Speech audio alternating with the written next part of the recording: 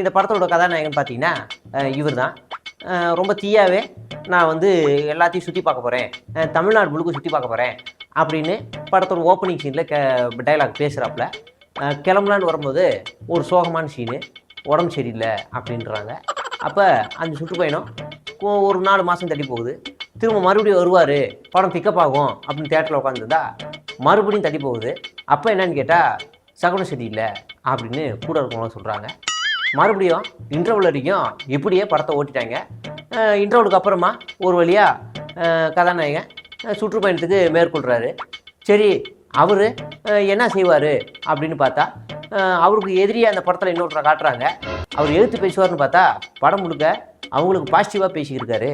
அப்போ இந்த படத்தில் ஹீரோ இல்லை யாருக்குமே இல்லையா அப்படின்னு பார்த்தா ஹீரோ கூடவே பயணம் பண்ணியிருக்க டெல்லியிலேருந்து ஒரு ஆள் இருக்கிறாரு.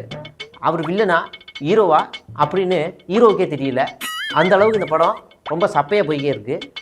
ஹீரோவுக்கு இந்த படம் முழுக்கவே ஒரே குழப்பமாக இருக்குது. நம்ம ஜெயிப்போமா மாட்டோமா, எத்தனை சீட்டு அதையுமே நாம் முடிவு பண்ணுவோமா இல்லை நம்ம மேலே இருக்கா அவங்க முடிவு பண்ணுவாங்களா, எங்கே நம்ம நிற்போம் அதே தொகுதியில் நிற்போமா இல்லை வேற எங்கேயும் நம்மளை போட்டுருவாங்களா, இப்படி அவருக்குள்ளேயே பல குழப்பத்தோடவே படம் போய்க்கே இருக்குது.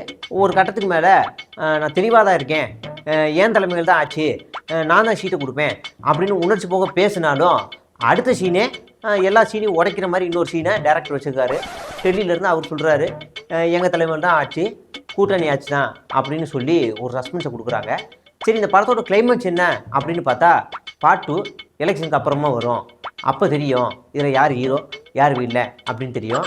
ஆனால் இந்த படத்தில் உட்காந்து பார்த்துக்கிட்டு நமக்கே தெரிஞ்சு போச்சு, இந்த படத்தில் ஹீரோவே இல்லை, ஹீரோன்னு சும்மா ஒரு டம்மி கேரக்டரை போட்டிருக்கிறாங்க. கடைசி வரைக்கும் அந்த ஹீரோ வழிநடத்துறது யாருன்னு தெரிஞ்சு போயிடுச்சு. இந்த பார்ட் 2 வந்தால் என்ன வரலாம் என்ன அப்படின்னு தியேட்டரில் வாங்கின பாப்கார்னு கூட சாப்பிடாம வெறுமனே எந்திரிச்சு போன அந்த கூட்டத்தை தான் இந்த தியேட்டரில் இந்த படத்தில் நம்ம பார்க்க முடிஞ்சிச்சு.